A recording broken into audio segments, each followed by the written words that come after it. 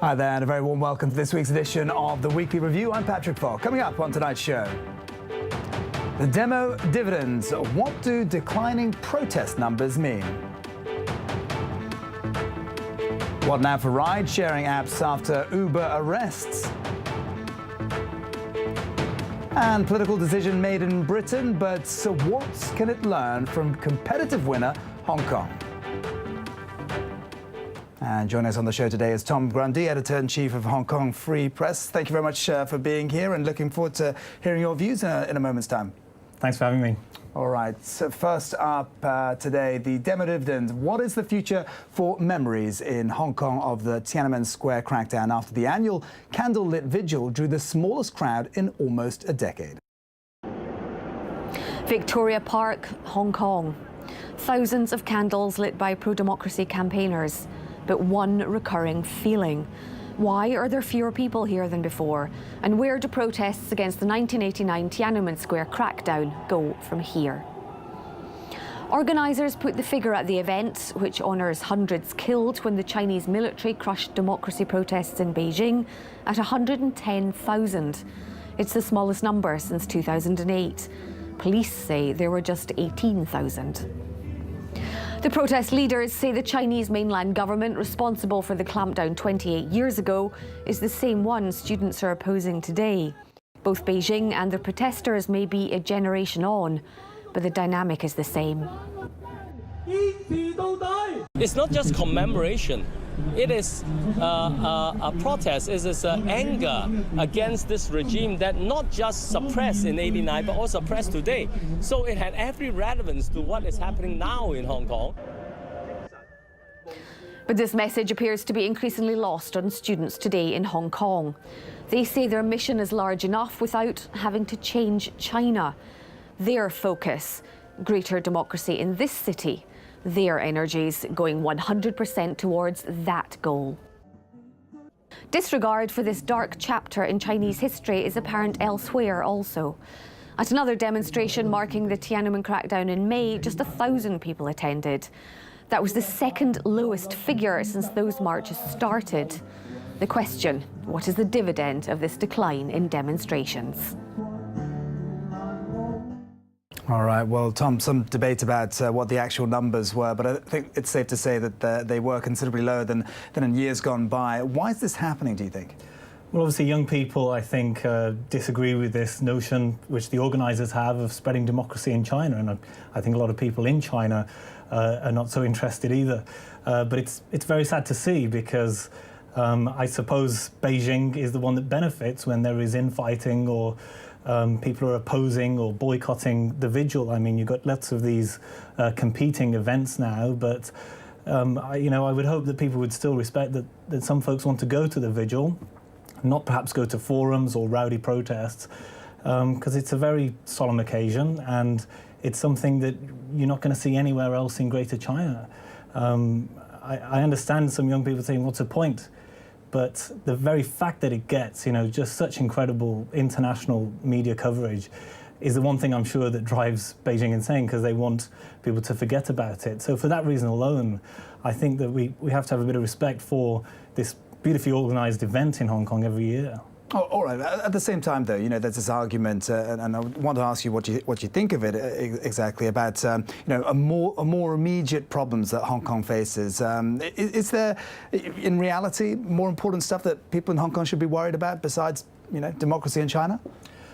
Well, sure. I think the alliance which organised the event does need to engage young people and have that discussion. It's got a number of demands, when it organises this event, and perhaps that one they need to reconsider. Yeah, it's very sad, I think, when people actually oppose the vigil rather than perhaps engaging with it.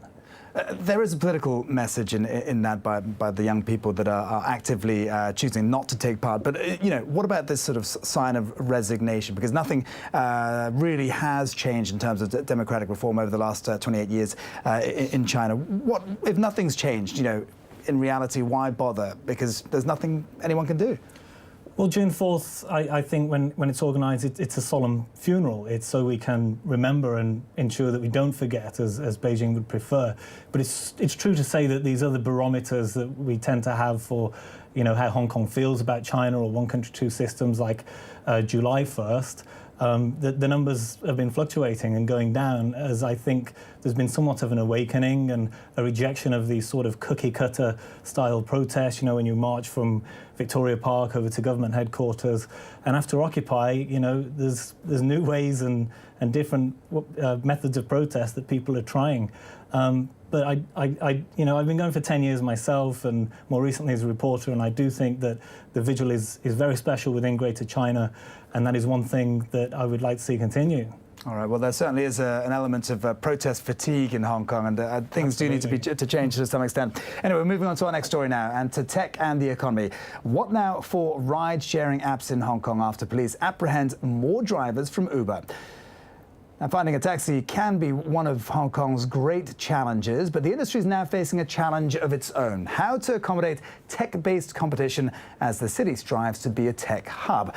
Going against the grain of such ambitions, the recent arrests of 21 Uber drivers in Hong Kong on suspicion of driving without a permit to operate a hired car and without third-party insurance during a 3-week undercover police operation. Earlier this year, a court found 5 Uber drivers guilty and fined them $10,000 each. It also revoked their licenses, but that punishment was suspended on appeal. Now, Tom, is this, as has been suggested by one newspaper, a craven defence of politically connected owners of grossly inflated taxi licences against Uber? Is that the reality? Yeah, well, I think that the taxi drivers obviously seem quite powerful and have pretty much managed to run it out of town. But Uber has, whether it comes back or not, had some sort of legacy, and local taxi drivers have had to catch up. They've got their own apps themselves now, and the government have been trying this luxury taxi thing, and that shows that, innovation and competition, when it's spearheaded, in this way by technology, has, had a really positive effect. But it is a shame, and it is kind of embarrassing when this crops up in, the international news, that, Hong Kong, which is meant to be the freest economy in the world, which embraces tech and innovation, is arresting Uber drivers. I mean, we've not seen that in other cities. It certainly does go against the grain of Hong Kong's ambitions to be a tech hub. But is the message that we're sending that it's okay to support tech if you don't challenge, entrenched industries like the taxi sector? Or indeed competition, at all. It's not the first time folks have been run out of town. It happened to Walmart and Carrefour in the 90s, because there's just so little competition, and there's a duopoly with the supermarkets, and that's what we've seen here. Very powerful taxi drivers, and it's not as if people don't want to have alternatives, because certainly the time I've been here, I've seen the taxi service somewhat decline and the prices go up, and that's why people have turned to things like Uber. But instead of embracing the competition, they're chased out. It's a real shame. No, I think that's the key point. Little's being done to actually improve the existing taxi services in Hong Kong as it is. All right, moving on to our next story now. And Britain has made its political decision, and whilst the world looks on in sympathy and support because of the terrorist attacks the country's endured, will it be looking towards the UK for any other reason? Does the UK matter anymore, especially to Hong Kong, which has just received a top accolade for its economy? Armed police on the streets after the terror attack at London's Borough Market. To this Britain, the world pays attention. To this Britain, the world expressed support and rapport. But when the memories begin to subside, as they eventually inevitably will, and when the streets go back to something close to normality, what then of the UK's post-election position on the world stage? I'll take this moment to honour the people that were lost or that were taken. The concert to support victims in Manchester also attracted the eyes and ears of the globe. Aside from the questions of safety and security raised by the attacks, whose victims are being honoured here, the main issue which will preoccupy the country in the next few years is its departure from the European Union. This is what Brexit-facing Britain looks like today, as the 20th anniversary of the day it handed Hong Kong back to China approaches. That 20 years has wrought great effects on the landscape of the United Kingdom. A nation that once tasked itself to embed democracy elsewhere is now looking inwardly more than ever before, with economic consequences which are, right now, simply unknown. So why does this matter? Well, Hong Kong has just been named as the world's most competitive economy in a survey of 63 economies, and it came ahead of Switzerland, Singapore and the United States. So does that mean the relationship has switched? Hong Kong used to look to Britain for leadership, but now should Britain be looking here to Hong Kong for lessons? Hong Kong led the way in the report, which assessed economic performance, government and business efficiency and infrastructure. The UK was 19th, just behind the Chinese mainland, which was 18th. All right, let's take a look at this a little more closely. Hong Kong was named the world's most competitive economy by the International Institute for Management Development. Welcoming the title, Financial Secretary Paul Chan said the city would strive to uphold its competitive edge by opening up new markets and nurturing new industries. Tom, really, after what we're just talking about with Uber, are we really doing that? Yeah, I mean, on paper, yes, we win all these accolades of being the freest economy in the world, but I'm not sure what that means for everyday Hong Kongers when they try and go to different supermarkets, or whether that even trickles down to everybody when you've got one of the widest rich-poor gaps in the world. So I'd be a little cautious, coming from Britain myself, about adopting a similar model, especially if you're so over-reliant on just the finance sector. It seems a little dangerous, and not everybody can be a tax haven as well, as I'm sure Britain might have ambitions to become some offshore centre for Europe.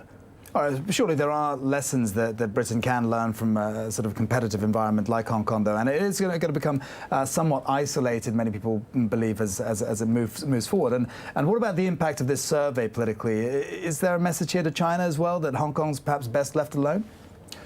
People get very nostalgic about Britain, obviously, in Hong Kong as well, but especially during Occupy, people were looking to Britain to speak up more on Hong Kong's behalf and its democratic situation, particularly when there's any incident also regarding China. It'll be in the news what Britain's reaction is, and if they're defending the one country, two systems agreement. But I'm not sure Britain will be looking so much towards Hong Kong. Post-Brexit, it will probably be getting even closer to China, and for us to see more critical statements about Hong Kong's place with regards to the mainland, I think would be a little unlikely, because they're going to want closer ties and trade deals with China and those beyond Europe. All right, well, I imagine that's certainly going to be the case, but what do you think the next few years are going to hold for Britain economically? I'm a little bit depressed about it. I watched it live, Brexit happening before my eyes, and I don't know who's won the election, of course, but I don't know how they're going to work it, to be honest, because they seem to want all of the things that you get from Europe without being in it, and now we don't get a say. So part of me kind of wants Europe to tell us no, because otherwise the whole European project, could fall apart as others follow suit.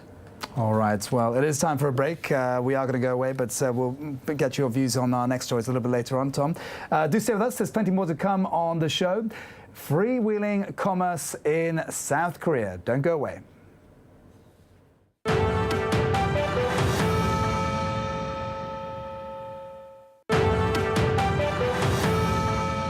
Welcome back, and thanks for staying with us. To South Korea now, where an increasing number of senior citizens in the country are struggling to make ends meet. But now some are getting help from their local community in the form of a simple yet ingenious marketing scheme. Joseph Kim reports. Every morning, Chung Kwan-sun wakes up to collect used cardboard boxes. She's among countless number of senior citizens in South Korea, making a living searching for paper and plastic products to recycle, making less than $100 a month. But Chung's handcart is unique. It sports an advertisement for a local yoga studio. I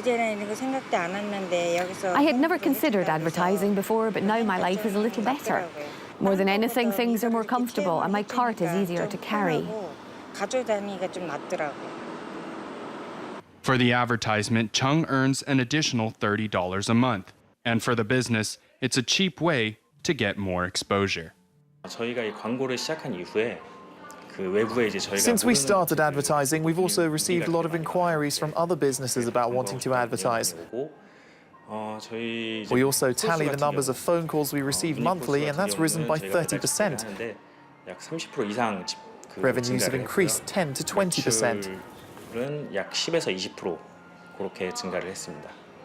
Some 3 million seniors in South Korea have to collect cardboard boxes to make ends meet, and nearly half over the age of 65 live in poverty. South Korea has the highest elderly poverty rate among advanced economies, and to make matters worse, the birth rate here is rapidly declining, meaning there are fewer workers to support the fast-aging society.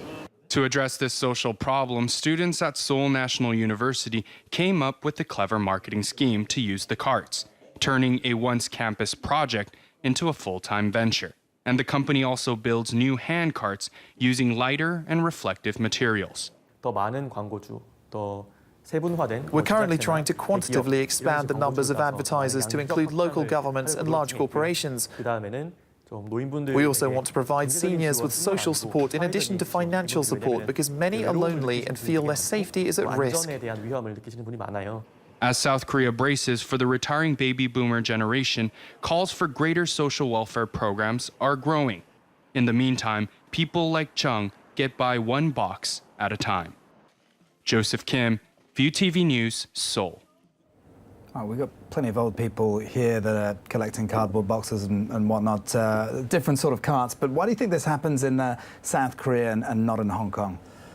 Well, yeah, in my neighborhood as well. I think they earn about $30 a day. It's quite shocking when you move here that you have the issue of elderly, working poor.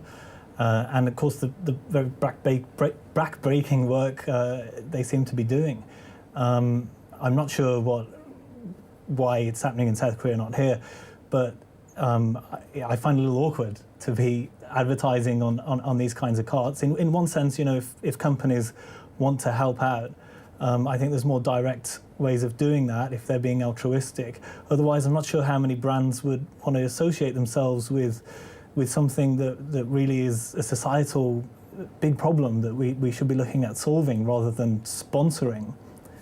All right, well, this is a social venture led by university students. I suppose it's a sort of private business of sorts. But do you think this type of social welfare should be led by private businesses, or do you think government should play a bigger role in it? Well, yeah, Hong Kong is pretty notorious for the fact that it doesn't really do a good job of looking after the elderly, other than a very small and modest pension. And I'd not seen this story before, but I think it's a good idea that at least they have a better contraption to carry out this work. But with such a huge surplus, trillions, in Hong Kong, they could solve a problem like this and homelessness, in one fell swoop. So it's a shame we're not seeing something more proactive about that. All right, looking at this story from a sort of entrepreneurial perspective, from unicorns to work hazard of the old economy, why does South Korea show more entrepreneurial imagination, would you say?